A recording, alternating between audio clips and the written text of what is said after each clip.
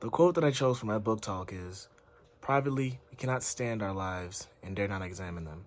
Domestically, we take no responsibility and no pride in what goes on in our country and internationally for many millions of people. We are an absolute disaster." So, this quote was basically explaining how Americans, regardless of their race, fail to see the quality in other people's lives. The author says that we dare not examine them, which implies that on the same level we know that our own lives are miserable, but we are afraid to face the truth in our situation. That's deep.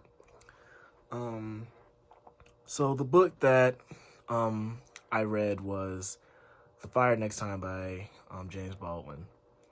And it was a relatively short book, but it was quite different, but I also enjoyed it. So it wasn't just like a short story about an African-American struggling, even though he was. It was more like a message. Like the story was broken down into two essays, I should say. The first one's called My Dungeon Shook, and the second one is Down at the Cross.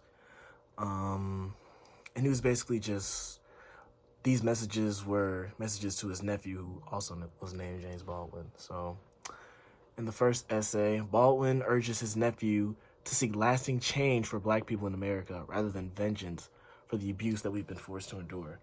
So he's trying to take a peaceful / equality approach to racism instead of wanting his son to be all like, kill white people because they did us so wrong.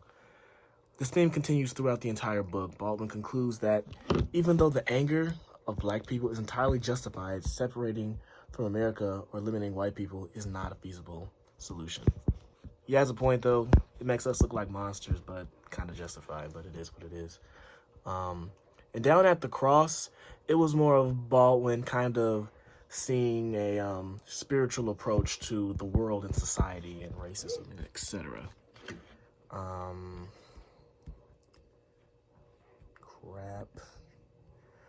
So around the age of 14, he started to become really religious to the point where he began to think sex was sinful, of course, if you weren't married.